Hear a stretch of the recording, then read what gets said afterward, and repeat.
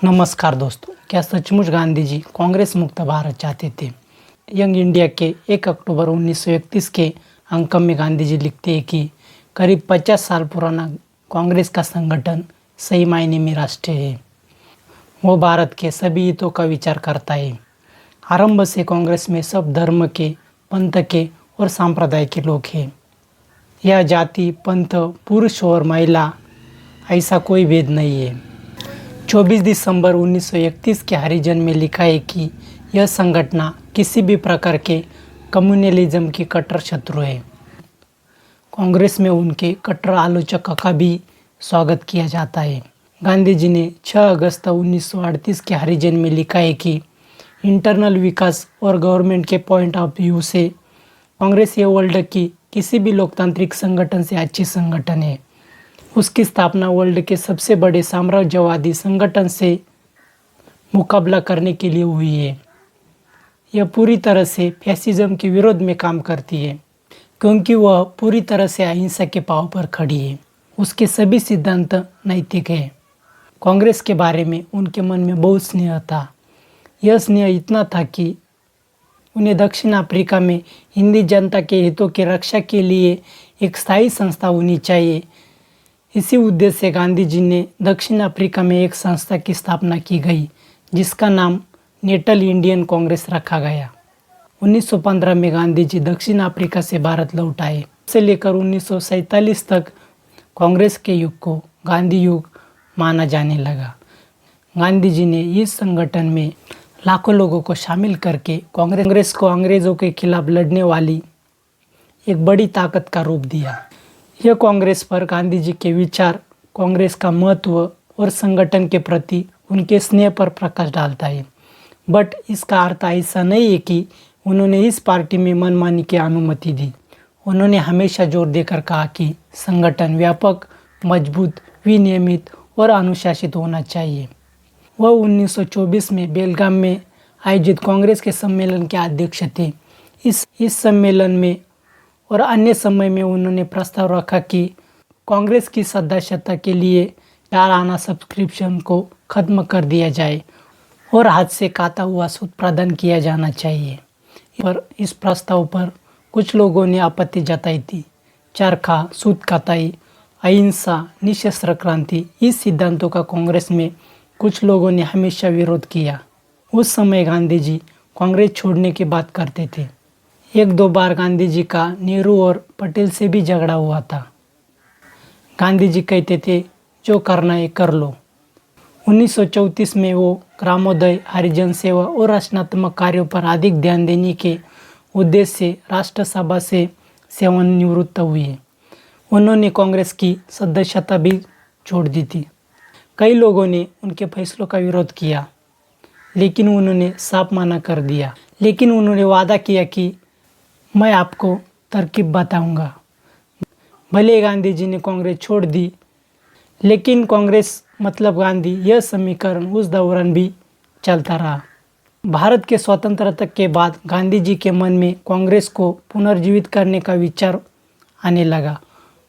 इस संबंध में उन्होंने 2 पत्र लिखे, एक 27 जनवरी 1948 को और दूसरा 29 जनवरी 1948 को। 29 जनवरी का पत्र गांधी जी के जीवन का अंतिम पत्र था, इसलिए इसे गांधी जी का मृत्यु प्रमाण पत्र मान लिया गया। विनोबा ने इसे कांग्रेस के लिए गांधी की इच्छा कहा। इस पत्र में गांधी जी ने लिखा था कि कांग्रेस को लोक सेवक दल में तब्दील किया जाना चाहिए, लेकिन कांग्रेस के विरोधियों ने प्रचार किया कि इसका मतलब यह था कि गांधी कांग्रेस को भंग या नष्ट करना चाहते थे। लोगों के मन में भी यह समझूत मजबूत हुई। उनको लगता था कि कांग्रेस के प्रयासों से भारत स्वतंत्र हुआ, इसलिए कांग्रेस जिस रूप में वर्तमान में है, उस संगठन का कार्य समाप्त हो गया है। हालांकि देश को अभी सामाजिक, नैतिक और आर्थिक स्वतंत्रता प्राप्त करनी है, इसलिए कांग्रेस को लोक सेवक संघ में तब्दील कर देना चाहिए।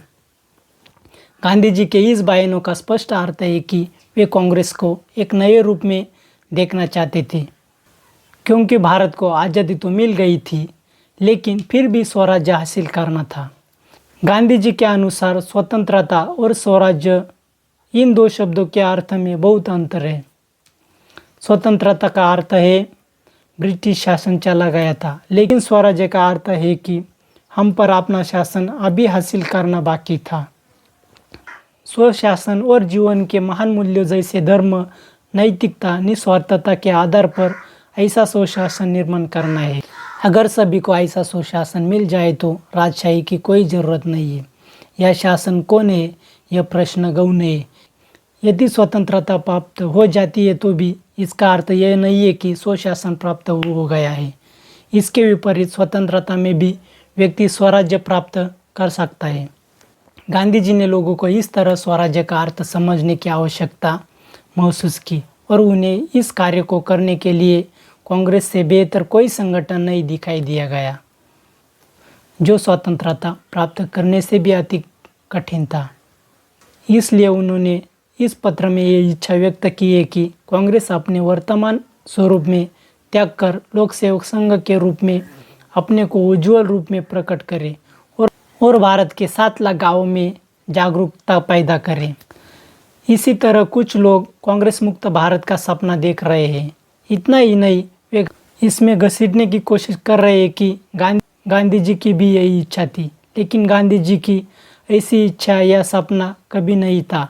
यह संभव ही नहीं था, क्योंकि अपनी मृत्यु के 3 दिन पूर्व 27 जनवरी 1948 को लिखे एक पत्र में उन्होंने कांग्रेस के बारे में स्पष्ट शब्दों में अपनी राय व्यक्त की थी। यह पत्र हरिजन के 1 फरवरी 1948 में प्रकाशित हुआ है। कांग्रेस का नाश नहीं होगा, इस शीर्षक वाले पत्र में गांधी जी लिखते हैं, कांग्रेस भारत की सबसे पुरानी राजनीतिक पार्टी है।